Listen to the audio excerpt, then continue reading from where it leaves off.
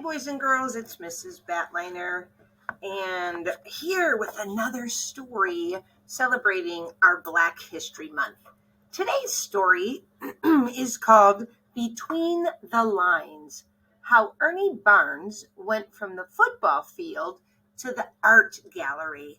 And I cannot believe, but this is our third biography in a row. So remember, a biography is a true story that tells the life of whoever is the character. So our character today is Ernie Barnes. Ernest loved the North Carolina rain. He waited for the backyard to turn into mud, painting mud. Then Ernest found a stick and painted in the slippery soil. He drew straight lines and curved lines, looped lines and crossed lines, lines that kept moving past his father's new picket fence and onto Willard Street. The neighbors wondered what Ernest was painting. They followed the lines to see where they led. Have you ever taken a stick and painted in the dirt? It's a lot of fun. Mama saw how Ernest loved to paint, but in the segregated South, she did not feel welcome in the art museum. So on sunny days, she brought Ernest with her to work. Mama was a housekeeper for a lawyer in Durham's white section. Ernest hadn't known anyone with a library until Mr. Fuller.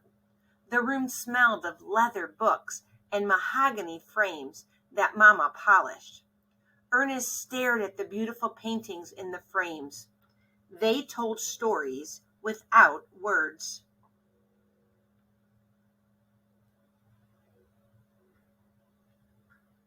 Ernest had trouble with words. Quiet and shy, he rarely spoke. He didn't know what to say when kids from the neighborhood picked on him, and he wouldn't fight back. Instead, he hurried home and painted. When Ernest grew too old to mud paint, he carried a sketchbook. The neighbors wondered what Ernest was drawing. He drew the junk man peddling hubcaps, families walking home from church, the old man snoring on the green sofa in the vacant lot while the kids played football. In the summer of 1951, most kids in Ernest's neighborhood dreamed of being professional athletes. "Hey man," they'd say, "what did Mays do today?" Ernest didn't want to play baseball or football. His hands were drawing hands. Ernest grew to be 6'3". The football coach at Hillside High wanted him on the team. Ernest told the coach his mama wouldn't let him play. Uh-oh.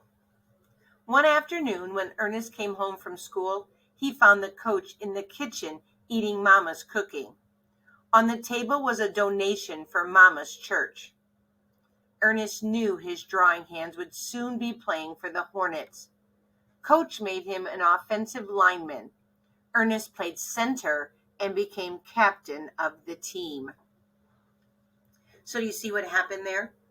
The coach really wanted Ernest to play, so he went to Ernest's house, met his mom, gave his mom a donation for her church, and Ernest had to play football. Ernest was so good at blocking that college scouts watched him play. He was offered 26 scholarships. Ernest chose North Carolina College at Durham, an all-black university across the street from Hillside High. He studied art and played football. So just imagine, boys and girls, he went from never wanting to play football to getting 26 offers to play at 26 different schools. That means he was really, really good.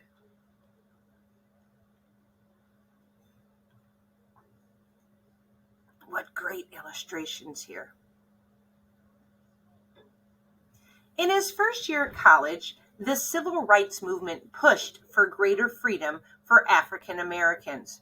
Now Ernest and his art class could visit the museum. Ernest searched for paintings of people like him. He didn't see any. He had to find the words to ask the tour guide an important question. Ernest moved closer, gathering the words in his head. Where are the paintings by Negro artists? He asked. Surprised by Ernest's question, the tour guide paused. Your people don't express themselves in that way, she said. Ernest knew they did. His teacher had shown slides of artwork by Henry O. Tanner, Edmonia Lewis, and Palmer Hayden. So remember, boys and girls, he did not like to talk. So it took a lot of courage for him to ask that tour guide about finding paintings of people that were Black.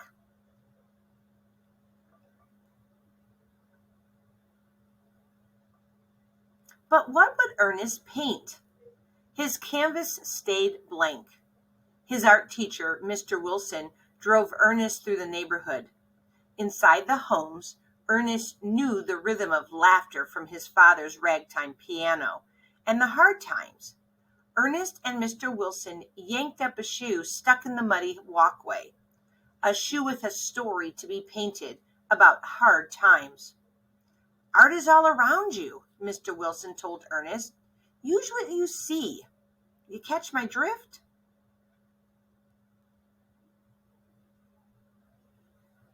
Another great illustration. Thinking about what Mr. Wilson had said, Ernest looked around his neighborhood. It no longer appeared ordinary. In the movement of every football play, in the explosion of a kickoff, in the swivel and swerves of game action, he saw beauty. He had found what to paint. Who is going to feed you if you become a painter? Asked Ernest's father. Ernest wasn't sure. In his senior year of college, National Football League scouts came to watch Ernest play. We're going to draft you, they told him. But he didn't think they were serious. He had other plans. On draft day in 1959, Ernest waited in Mama's kitchen. The whole day. No telegram came. In the morning, Ernest spotted his name in the newspaper. He ran outside to tell Mama. I'm going to be in the pros, he shouted. Ernest would earn a living playing football for the Baltimore Colts. So remember when he was little, he did not even want to play football. Now he's so good he's in the National Football League. A few weeks later, Ernest rode a bus to watch the Colts play in the NFL championship game. He heard the thwack of tangled linemen butting shoulders on the field. He saw the sweaty faces of his new team, who sat shoulder to shoulder on the bench. Players lunged forward, itching to play. Back home, the sideline images still swirled in Ernest's mind. Jersey numbers, bruising cobalt blue, referee calls, roaring crimson red, sharp shoulders draped in goalpost white. Everything was so clear that Ernest didn't draw it in his sketchbook. He stretched out a canvas, reached for a palette knife, and painted. Quickly, before the image had disappeared from his mind, he created his first football painting. He called it The Bench. Ernest decided that he'd never part with it. So remember, he still wants to be an artist.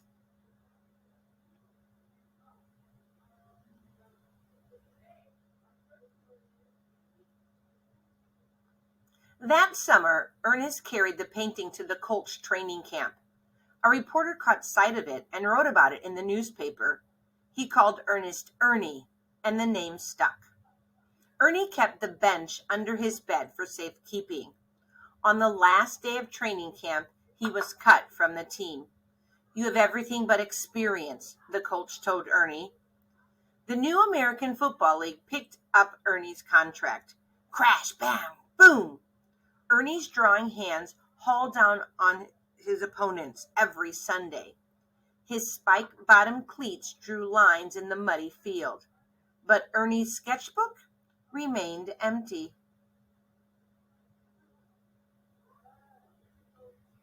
In a magazine, Ernie read "I Am a Negro" by Paul R. Williams. "Negroes, wake up," Williams wrote. "Real emancipation lies in your own intellectual effort." Ernie did not want to take his freedom for granted. He thought about his wish to be an artist. Ernie longed to paint, but his fingers were too swollen from blocking. While Ernie broke his hand in a game, a cast was put on it so that he could still play. Even so, the coach dropped Ernie from the team. A want ad in the newspaper caught Ernie's attention. "Good salary guaranteed," it read, but there was no guarantee as a door-to-door salesman. Still, he took the job. He challenged himself to learn 8 new words a day. So he lost his job on the football team, needed money, and so he got this job being a door-to-door salesman. That's when you knock on someone's door and ask them if they want to buy something. Now remember, he was super shy and did not like to talk. So imagine the courage that it took to be able to knock door to door and actually have to talk to people. With every doorbell he rang and each door knocker he knocked, Ernie added more words to his list. He sold brushes and cosmetics. Then he told his customers why he wanted to be an artist, and they listened. So there's some of his drawings. Playing football earned more money than selling brushes. So after his hand healed, Ernie joined another team. He tucked a stubby pencil and a small notepad into his football socks. During timeouts, he scribbled notes about what he saw on the line of scrimmage, nicknamed the pit. Excuse me, boys and girls. He saw players clawing, scrapping, reaching, fighting to win. With his swollen hands, Ernie drew lines, making them stretch even further. Each time the coach caught Ernie sketching, he fined him $50. Ernie kept drawing. One time, when he reached for his notepad, it was gone. He watched the pieces of paper floating above the field in the wind. "Hey, Barnes!" the coach yelled. Excuse me, boys and girls. "You could be great if only you would get that art out of your head."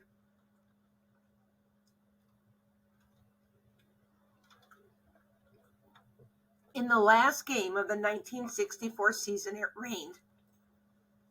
The field turned into mud, painting mud.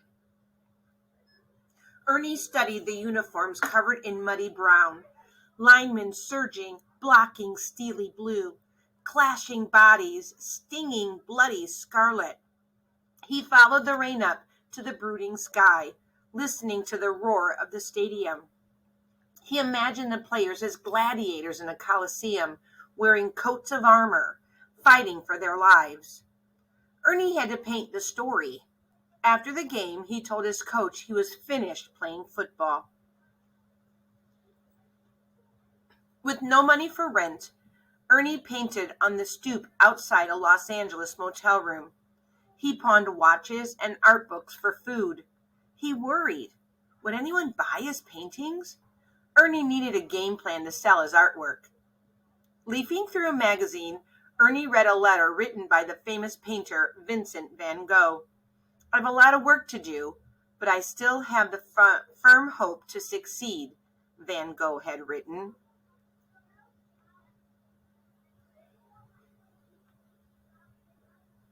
Encouraged by Van Gogh's words, Ernie came up with a brilliant game plan. He gathered his paintings and carried them to a meeting for the owners of the American Football League. Ernie tapped on the microphone to get their attention. "I want to become the official artist of the American Football League," he began. Someone asked Ernie a question. "When can you come to New York and bring your paintings with you?" It was Sonny Werblin, owner of the New York Jets. Sonny offered Ernie a football player's salary, but he didn't want Ernie to play. He wanted him to paint. Then Ernie would have his own show in a New York gallery. Day after day, Ernie painted. One night, Mama called.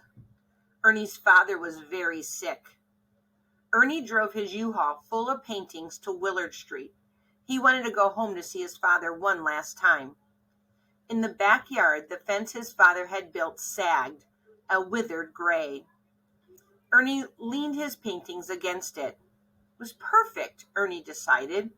Ernie framed his paintings with pieces of his father's fence and drove back to New York City. On the opening night of Ernie's show, the gallery buzzed with activity. Visitors marveled at what Ernie had painted. A woman stuck red sold stickers next to his drawings and paintings. The bench, Ernie's first football painting, was not for sale. Ernie kept that as his own.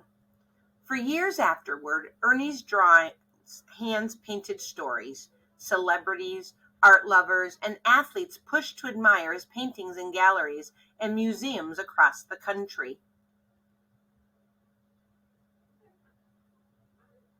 One day, school children came to visit the museum in North Carolina. They asked to see paintings by African American artists. The tour guide showed them the newest exhibit. The artist was Ernie Barnes. They saw paintings of flowers growing in cracked sidewalks. They saw football players sparring like gladiators, their hopeful hands reaching for the ball. They saw dancers painted in bright dresses and blue jeans swaying in the rhythm of saxophones and glinting gold. In Ernie's paintings, they saw hope. They saw struggle. They saw beauty. So here's a little historical note about Ernie Barnes. Ernie Barnes was born on Rembrandt's birthday. Rembrandt is a famous painter. July 15th. Named after his father, a tobacco clerk, Ernie grew up in the segregated south of Durham, North Carolina. That meant he didn't have equal access to museums, art galleries, or public libraries, and attended all black schools. But his mother, Fannie Mae, made certain her children knew about music and art. She ran the household of Frank Fuller, a wealthy white lawyer, and brought home discarded classical records and art books. Ernie visited the Fullers often, where he discovered the art of 16th century painters, including Michelangelo. By the time he entered school, Ernie knew he wanted to be an artist. Shy and sensitive, Ernie sought hiding places in school so he could sketch and avoid being bullied. A high school weightlifting coach discovered him in the halls and helped him become a star athlete. Ernie became an offensive lineman and played pro football with 3 teams in the American Football League. The American Football League merged with the National Football League in 1970. But ignoring his artistic dreams proved frustrating. Viewing football as a contest of beauty and grace, Ernie sketched on the sidelines, exaggerating the players' movements and shapes. Ernie's game experience gave his work another dimension.